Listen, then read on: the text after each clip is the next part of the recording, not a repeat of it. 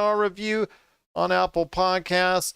Plus, if you can like, share, subscribe, follow, or do anything that you can to support us right here at the Lakers Fast Break, it is immensely appreciated. And before we go on into everything and before I start my pitch for Thrive Fantasy, I want to wish everyone out there, including our guests here today, the best of New Year's going into the new year. And also as well wish a certain LeBron James a happy new year and also a happy birthday from all of us here at the Lakers Fast Break. But if you can, please support us each and every time out on the best fantasy daily app that's out there for player props, and that is Thrive Fantasy. So if you go to thrivefantasy.com or Thrive Fantasy, you download it at the App Store or Google Play Store, you can go ahead and be part of the action. And with your first deposit, whether you're going ahead and putting money on the NBA, NFL, and coming up soon, MLB, also as well PGA and esports on daily fantasy sports and player props, you can go ahead and just type in the code LFB in the checkout right there for you, and they'll match your first deposit dollar for dollar up to $50 as long as your first deposit is over $20 right there at Thrive Fantasy. Well, it looks like a game that I know Tom and I were talking about it before we went on the air. Just kind of went through the motions, but they were good motions, of course, as they did celebrate LeBron James's 36th birthday with a 121-107 victory over the San Antonio Spurs in Game 1 in San Antonio. Game 2 will be on Friday in the new year. But with us today are two great guests, and I'm going to get on Laker Tom because he came on first. So he is the man indeed, the mastermind behind Lakerholics.com.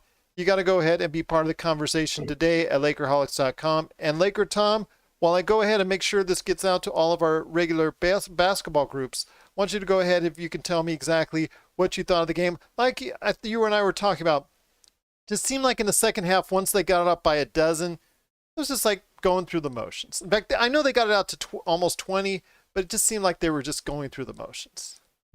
Yeah, it can't help but remind you of a preseason game. Yeah. And aside from this being a wacky season, we're not in the bubble, but we're definitely still, suffering the same consequences with no fans in the arenas, players having a short off season, not really have their legs underneath them. And so it's these games that you get these wacky results, where it reminds me a lot of the 8 games in the bubble where they finished the regular season, before the teams really figured out, at least some of them figured out how to win in the bubble, and we've got a whole different scenario going for us right now. And I think that what we're seeing is a stretch that hopefully won't last more than like 10 games or something. It's only a 72 game season, so you don't want it to go to 20 games. But let's say about 10 games, hopefully teams will have sorted it out, and some teams will have figured out, okay, I know how to win in the COVID situation, and other teams, may have problems with players not following the protocols and ending up with rosters that aren't complete and so forth. But the results just seem to go back and forth. You look the way the Bucks dominated Miami in the first game in their 2-game series, and then last night the thing gets turned around. And you look at teams like Charlotte coming in and Melo Ball having a terrific game and destroying Luka and the Mavs. So it's a wacky season already. The Lakers have had these 2 big startling wins where they played terrifically, and then they had they laid an egg against the Clippers and they laid an egg against the Blazers the other night. So at least we got the win. I'm hoping that the next 12 games will go this way. At some point, we're going to have to start playing defense. At some point, Frank's going to have to stop experimenting and treating the games and the closing minutes as preseason, and we'll see where we go from there. Some interesting stats: the Lakers ranked number 1 in field goal percentage and number 3 in 3-point percentage right now. You've got a guy like Wes Matthews who was shooting 0%. He was 0 for 8. Tonight he hit 6 out of 6, and all of a sudden he's at 43%, one of the top shooters on the Lakers for the 3-point shots. So it's one of those types of the season where we've got short time to get ready, and you really can see it with the players and the teams. They're struggling. I thought it was hilarious that Pop got kicked out of the game. And Pop looks like Rip Van Winkle or something with the long white hair, on the bench, and he's got the guys running at the fastest pace in the league, throwing up 3-pointers like wild. Um, you almost feel like he's just right into the whole spirit of this one wild and crazy season that we're entering into.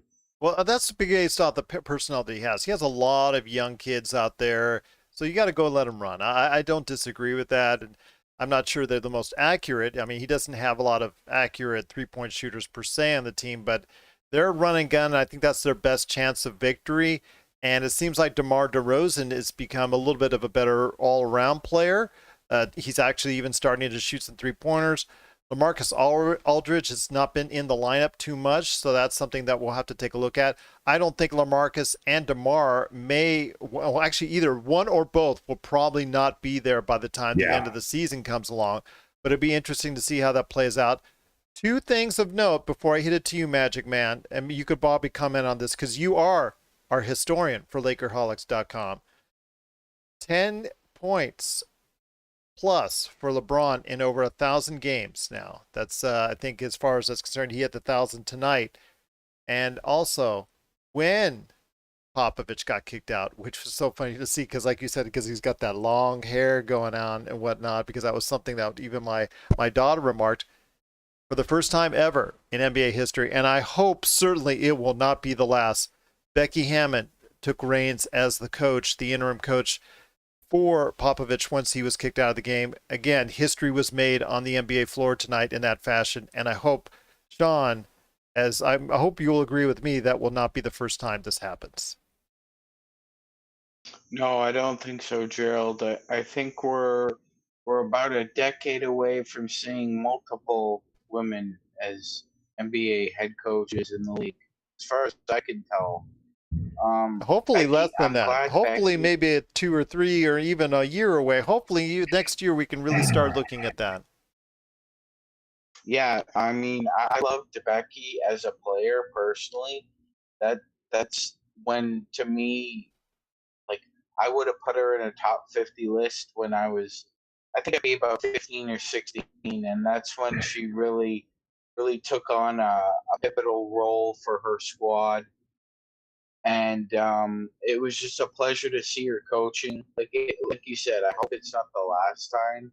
Um, I will say this: I thought Pop had more of like a Gandalf look from like Lord of the Rings. I mean, Well, just did the you expect lore, him to just the go out? championship. Well, hold on. Let me ask you this. Did you expect him to go to the half-court line and scream out, "Thou shall not pass," to LeBron as he was trying to go down the court? I don't know. Maybe that's the case or not. But go ahead. I just wanted to throw that Lord of the Rings reference in there. Yeah. Also, another stat that's really important and really eye-opening as far as the first 5 games is concerned is that no Laker has scored more than 30 points in a game yet. LeBron had 29 against the Blazers the other night. That's the closest anyone's got to 30, and yet the Lakers are averaging over 120 points per game. Well, I think that comes That's back to what we efficiency, were man. talking about all the different options that they have now with Schroeder, with Montrezl Harrell. I mentioned that the diverse options. Still kind of concerned, and I think Laker Tom, you would be too, a little bit about Anthony Davis. I mean, only he did get 20, which was an improvement, but he still didn't look all the way there. I don't know. Maybe I'm still looking for something that's not there, but again, like you said, a lot of these players, they're just getting started. For them, it'd be the exhibition season. This would be training camp for them. I think a lot of them are treating it like that, and I think Anthony Davis is one of them.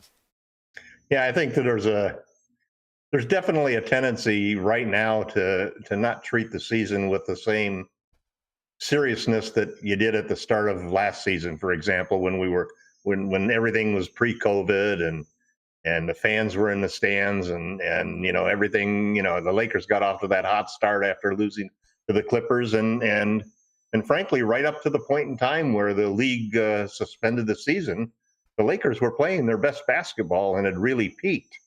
And this season, Frank Vogel said it. He called it a crazy season. It's going to be different because of not having the fans. Although, I guess some stadiums have got like 750 fans or 1,500 fans that they allow in for the games.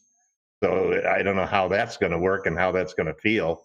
I heard they were very raucous fans in the games where they've gone in there. But it still feels like preseason, and the players.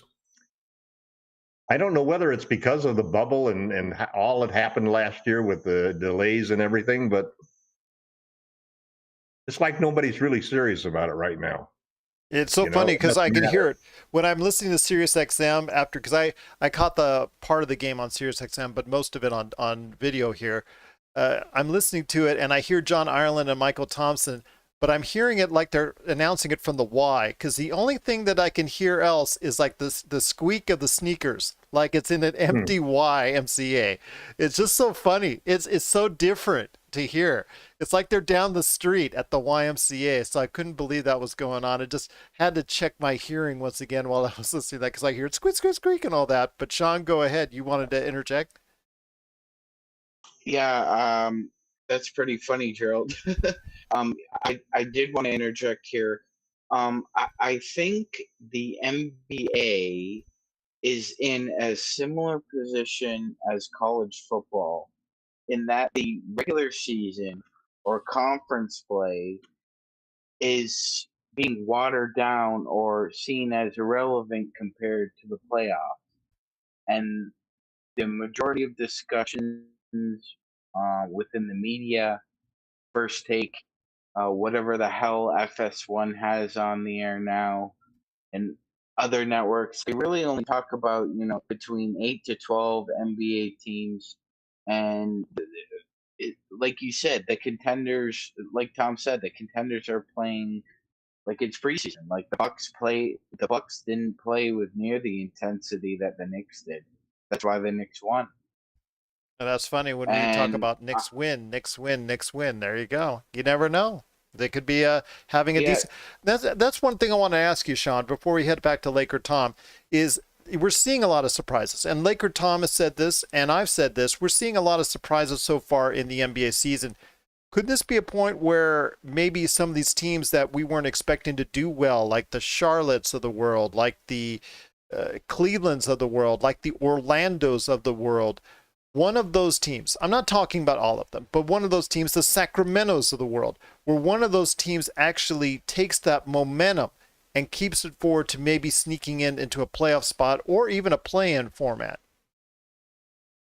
It's kind of who's going to be this year's Miami, huh? Yeah. Go ahead, Sean. Well, yeah, no, I agree to an extent. The difference there was Miami. That Miami came in. Miami was red hot, and then it stopped. They had to get their momentum back, and they anyway. That's another whole thing. But I do think the bubble. One of the teams on the bubble, Gerald, will make the playoffs or get in the play-in tournament. It seems that way. A Sacramento or an Orlando. I think Orlando could play 500 ball and make the play-in tournament. Well, they're I think they're the only undefeated team right now. Is that correct? They are actually. It's crazy. The Magic are 4-0, and the Wizards are 0-4. I mean, that is just. They might have to pull the ripcord on that before they even start up. It's nuts over there. Yeah, Scotty Brooks is probably on very thin ice at this time. Yeah, and Gerald, another note before we dip back into the Lakers. In 2019, the Warriors and Raptors met in the finals. They are both a combined 1-5 to start the season, and they would both be a combined 0-6 if it wasn't for Damian Lee. That's true, and he hit the last shot. But I thought the Golden State won their second game. Is that true, or is that not true? Let me looking that up for you. But getting back to the Lakers game, Laker Tom, I mean, some of the things, like you said, it's just right now we have to push through it as a team. The Lakers have to push through it. They've got the game coming up after the celebration on Friday. Obviously New Year's and all that, some revelry going on. It's going to have to be subdued, and the Lakers will try and probably do something, but they're going to try and hopefully be smart about it. I want to hear your thoughts on Friday to go ahead and get that momentum. Memphis is also going to be hard to get up for because John Morant is out 3 to 4 weeks. Right. So again, you have a situation where they have to mentally keep themselves going over these teams, which they should easily beat. But you find yourself getting into that rut more often than not these days. And I think it's going to be hard to get out of that rut to a certain extent because I think Sean hit the nail on the head because the way that last season went, it was like the first 2/3 of the season, everything that you did in the first 2/3 of the season did not matter. It had no impact, and a good part of that is because you had a 4-month layoff in between of it, and then you have the crazy 8 games in the bubble, and then you have a play-in tournament, which is new, and it reminds me, it increases the chances, like Sean was saying, of another team coming up and doing what Miami did last year, which is make the playoffs, get to the finals when no other team that would finish fifth in the conference had gotten there before. And I think that we may see some of that now. Part of it too is that it's so different when you're playing.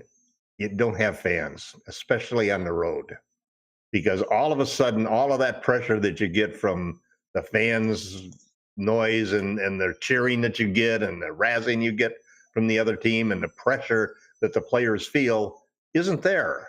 It's like playing in a gym. It's like playing at the Y. It certainly sounded like it today. It has, That's all it I'll has a say. lot of that same type of feel because it's not the same thing. You don't see that millions of people that are watching you on television. Instead, you look up and if a ball goes into the stands, it just rolls up there and then rolls back down because there's nobody up there to do anything about it. I'm kind of surprised that they didn't put in the big screens like they did, in the bubble and have at least virtual fans there, because it sure seems that like it doesn't have the excitement that you had in the finals, and a good part of it, I think, is because you see the empty arena and the players feel that way. Sean, I wanted to go ahead before we get to you on this, tell you real quick. Golden State is 2-2, but they're combined Okay. 2-5, and so I get your meaning on that. One thing I also noted, Laker Tom, is all these teams that are dependent on one star, like a Steph Curry, like a Luka Doncic. We're seeing a lot of those teams, a lot of those players struggle getting out of the gate, and because of that, their teams are faltering. Although Golden State right now 2-2, I guess that can be considered a win after the way they started off. But your thoughts on that, as well as what you wanted to interject with as well. Yeah. Oh no, thank you, Gerald. That's a perfect segue into what I wanted to talk about. As Tom was saying, look at Golden State. We just saw that video of Steph Curry making 105 consecutive threes in practice, yet Right. he's struggling in games to shoot threes. Kelly He's Oubre, struggling. 18, is over 18 to start the season from three. Yeah, it. You know what? I still have Golden State as a playing team. I think they can still scratch and claw their way in there, but they need Draymond back on the floor to be the general and put Oubre and Wiggins in places that don't disrupt Steph. I don't think Steph's getting to his sweet spots. I've seen a couple of these games. He's not able to for some reason. And I think a combination is that Clay's gone and Steve has to adjust to a different defensive scheme because Clay was just a potent screener as he was a shooter Yeah. and still is hopefully post injury. Um, again, like you said, Gerald, with the Raptors are struggling because it's not because of Kyle Lowry. Kyle Lowry is playing his game and doing his job. It's Pascal Siakam who's struggling, and it's Luka who's struggling. And I think we're seeing now that teams with a star need to acquire another star. There are only really two models now that we're going to see work moving forward in the NBA as far as winning a championship. You either draft or obtain a superstar and build around that superstar and then acquire another superstar. Or you do what the Nets did. You acquire both of them, then fill it out like that. Either one is the direction teams need to go. You could do it with three. I think it would be more difficult in today's environment to sustain a level of success, other than maybe a year here and there. One of the things It's I want to almost like you can't have. It's almost like the two-star model now has not only surpassed the one-star model, but also the three-star model, because the depth that you need to have, the Lakers are far better off with all of the depth that they've got right now and especially in an environment like we're talking about, where you're in a COVID influenced season that is totally unprecedented. Nobody's ever done it before. There's no fan, and the lack of fans is just such a major thing that it just takes away some of those advantages that you get, especially when you go on the road. I think that this is going to be just as challenging and as difficult a championship to win as the bubble was. And it's probably going to have the same sets. And hopefully the Lakers will be one of those teams that, again, had the depth and the leadership from LeBron and AD to survive the unprecedented, strange challenges that you get and win another championship. But there's probably going to be other teams, probably not I don't think that the Clippers are going to fold again. I don't think Milwaukee's going to fold again, but somebody is. There's going to be two or three teams out there that they just can't seem to pull it together and to make it work. And part of it is how you play in front of the fans, and it's going to be interesting to see these young players, because we've got some young players now coming up this year and last year who really haven't played among fans.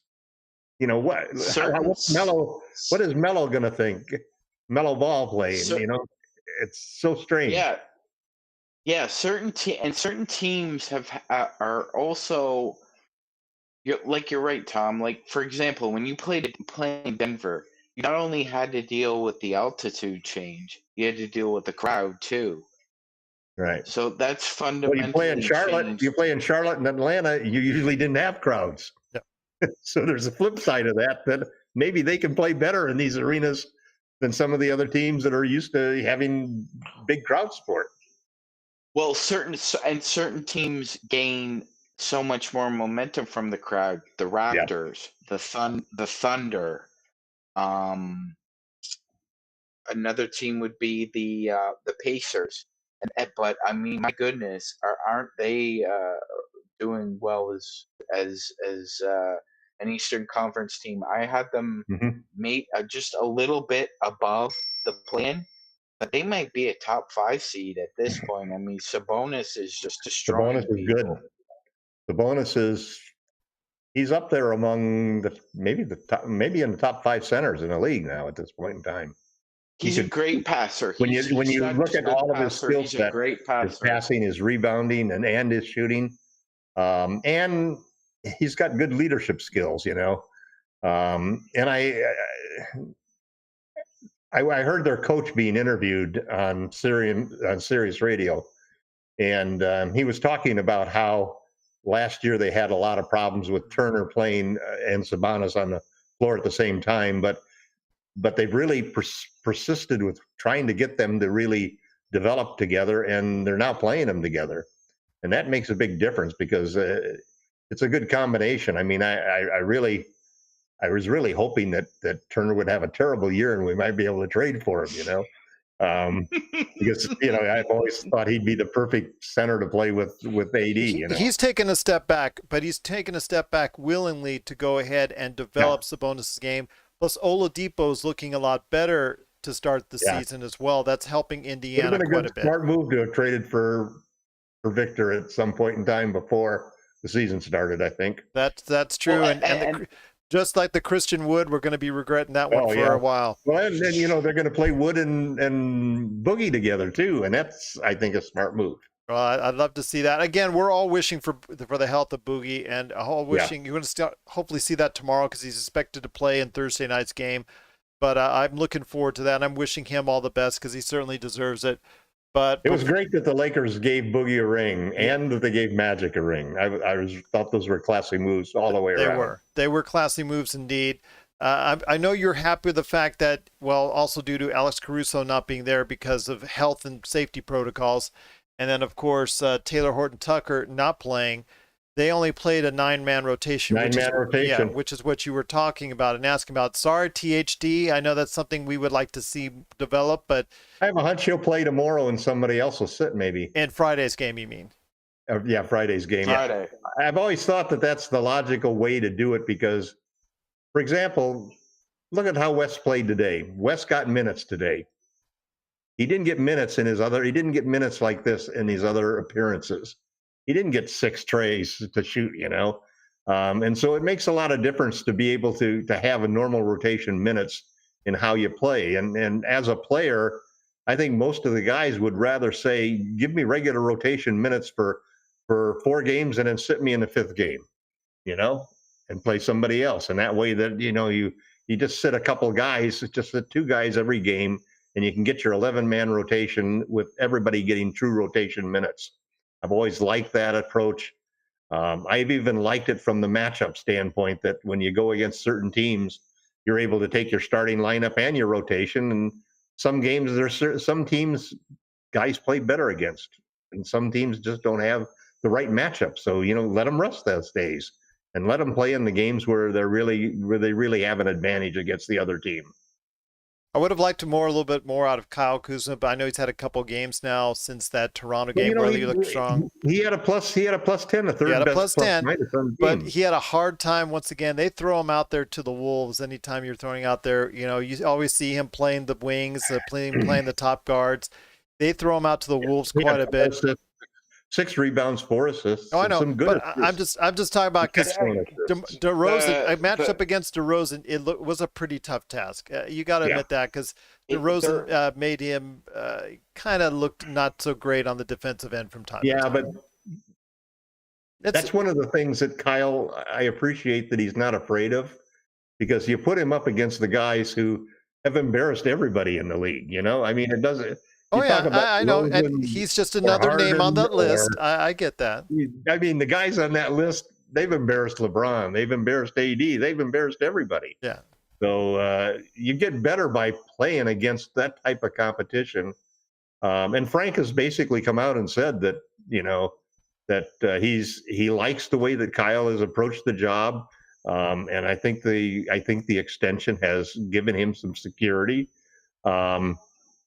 Obviously, Twitter is still going to rip him apart every chance they get, every bad game they get. But the truth of the matter is I think that I think everybody on the Lakers is, when you look at the whole team right now, I think we're going to see slowly and steadily the team get better. Hopefully, when we get up to like 15 or 20 games, you'll start to see the teams fall into the normal rotations. They'll fall into the normal standings. You'll see who are the playoff teams and who aren't the playoff teams. You'll still see the fights and to go out there with focus when you're playing the teams that are the lottery teams, and you'll see them getting up for the teams that are the playoff teams and the contenders. And there'll be the big games when they play the Bucks or the Clippers or the 76ers or the Celtics. And we'll get to that point, I think, even in a season without fans. What's interesting is that when we get toward the finals after the 70 games and we're getting sort of in a normal schedule, what's really going to be interesting is, will we have some fans? If we don't do a better job getting vaccinations into people's arms, we may not. But if Biden can somehow improve that situation and we can really have a national program to get everybody vaccinated, we could be back, by the time that the NBA finals come around. And wouldn't that be a change to have a season, unlike last year where we had a season with fans and then we went into the playoffs with no fans in a bubble? We might see the reverse this year. At least that's what I'm hoping for as we head into the new year, that we'll see that reverse, that we'll have a season without fans, but by the time we get to the playoffs, we might have arenas with at least, socially distanced fans. Gotta pick up the pace, though. Really, right now, gotta pick up that Really, pace. I mean, yeah, I know. A million a day will get us. A million a day will get us. Will we get herd immunity by 18 months? at least. And then That's not Sean, going to do it. I heard the only place, the major country, was it the GH7 or whatnot, that is slower than the U.S. is Canada. So my condolences to you, sir, on that. Yeah, it's crazy. I mean, they should do, like use all of these arenas for just giant vaccination. You would think it's things simple instead. right there. I mean, how about, what's the craziest one is Florida, where they just announced that all the elderly, well, there's 7 places. They got to wait in line. They got to wait overnight. I saw the pictures. First come, first serve. Yeah. Go on out there and line up if you're over 65. Unreal, but just unreal. I just wanted to add on to. I have a theory about what Vogel and the staff are doing with THT. Okay, go ahead. All right, so I think part of it is player development, and I think part of it is scheme. It wouldn't surprise me if THT sits out the first of a back-to-back against a certain number of teams for a number of reasons. One, like you said, Gerald, and like we've all said, he's 20, he's learning. Maybe he's still half-stepping some things mentally when it's not there on the court, right? So I think by him sitting down and watching the game is a really good tool for him and for the coaching staff. He's able to sit there, learn about different players' nuances, subtleties that maybe he doesn't pick up on film, and he's able to make his mental notes and then play in the second game and have an advantage. It's good theory, Sean. I like that. I don't. Makes sense. I don't. But I mean, I think right now with a whole bunch of these rookies that are playing a lot of minutes and extended minutes, and these teams are saying, you know what, we're going to live and die off of what they're doing. I think in the Lakers case, they should be able to go ahead and take this time. If they're not focused, THT could be the type of energy that this team needs to be going out there. Well, remember, good or bad, good or bad, go out there, at least give them the kind of energy that they need. Yeah, no, agreed, 100%, 100%. I also feel that if you give teams film on him, they can scout him better as well. Well, you could do that. You could say that for any player in the league. Right. They've been trying to scout LeBron for 18 years. I'm sure that's worked out well. Yeah, well, make him go left. Yeah.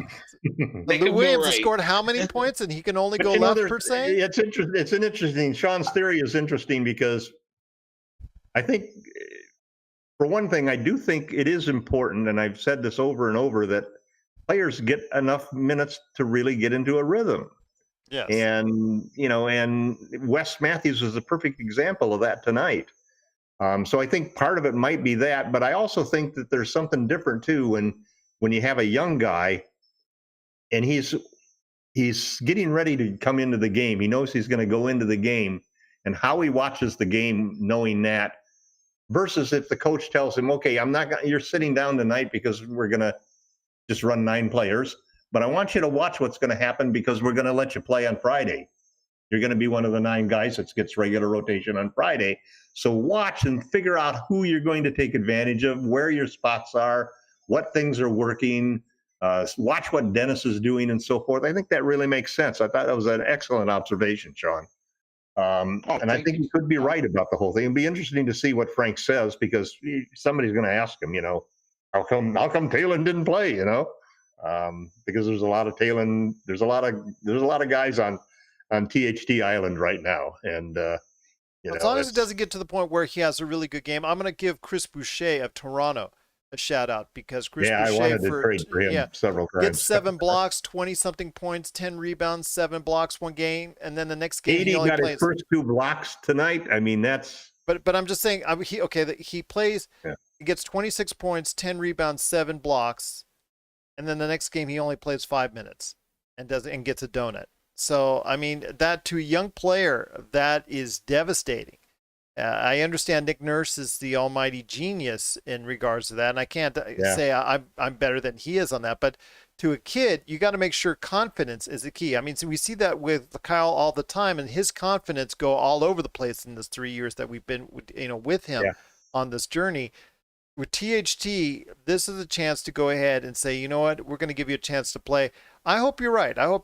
They was told to observe, and go ahead and say, you know, we're going to throw you out there on Friday and give you 20 plus minutes then. I'm hoping that that's going to be the case. Well, I think the Lakers give him minutes, not because they're not giving him minutes the way a lot of teams are giving young guys minutes just because they feel like, well, you got to get minutes to develop. You got to play them to learn. You got to play to learn.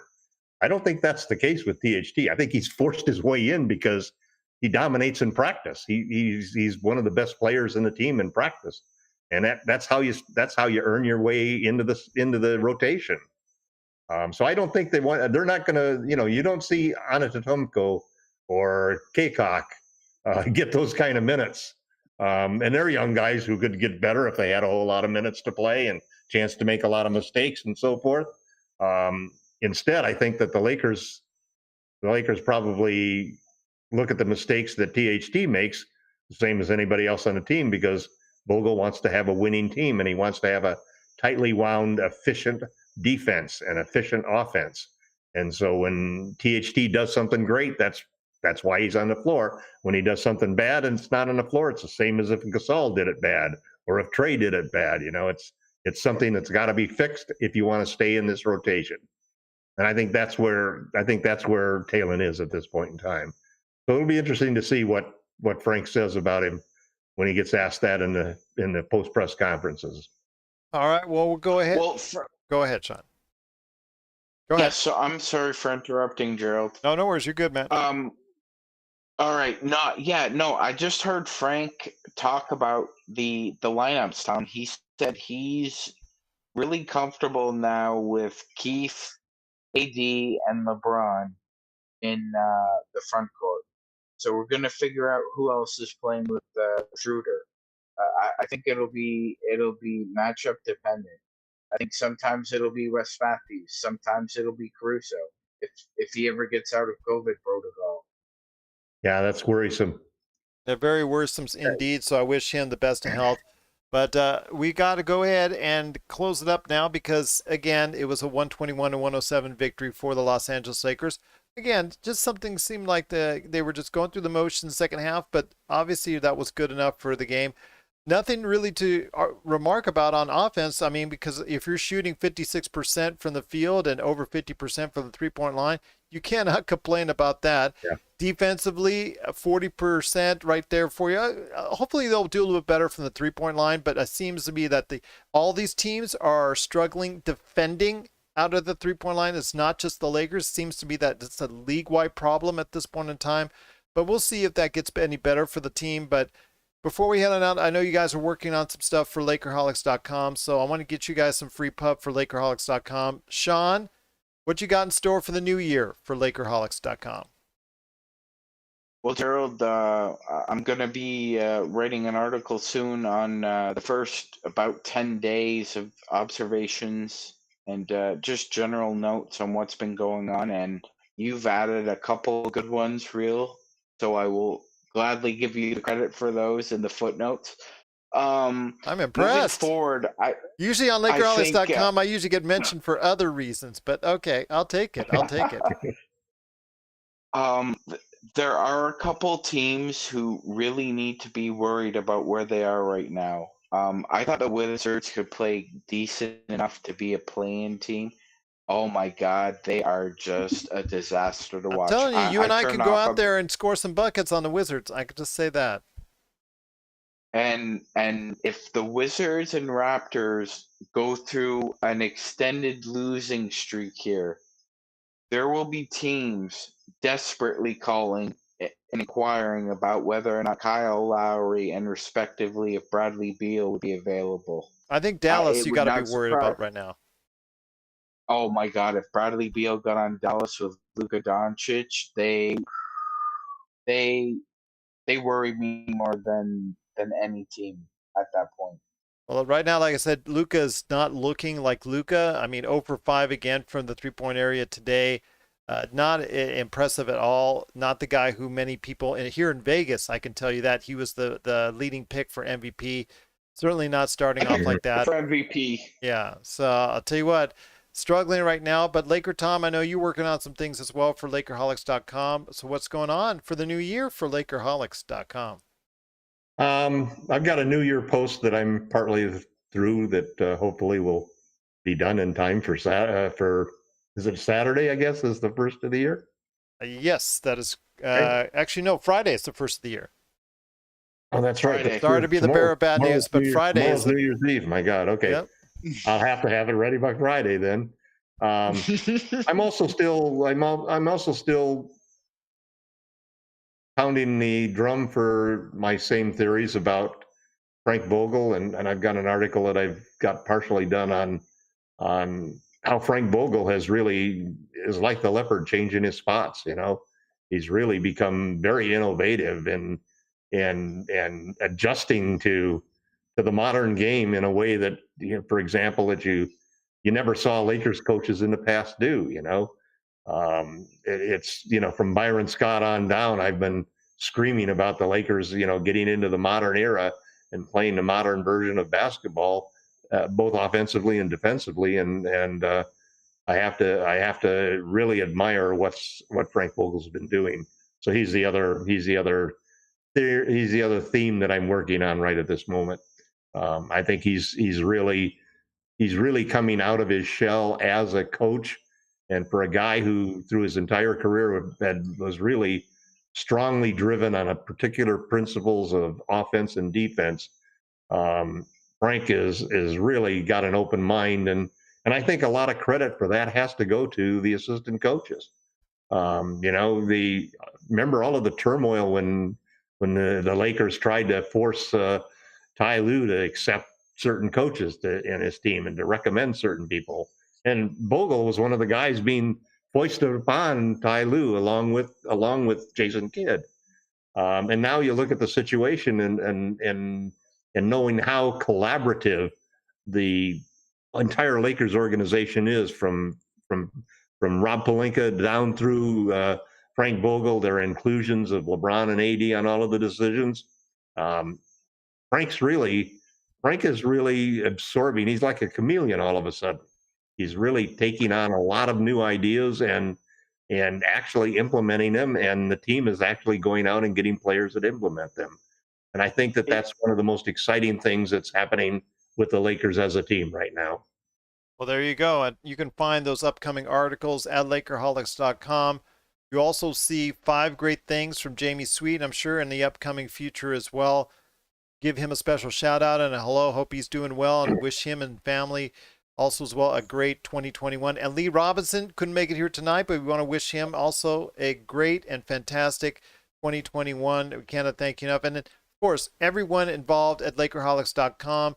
Also, as well, everybody watching and listening, we want to wish you a safe and happy 2021 as well.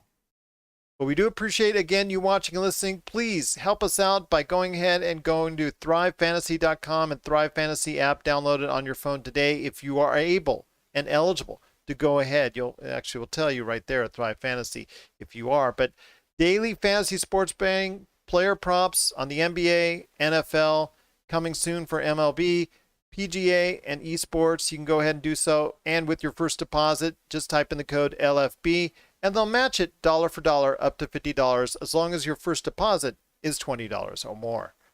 But once again, the Lakers, a nice cruise control. I think they just went into the carpool lane, just kicked it right there, put it in cruise control.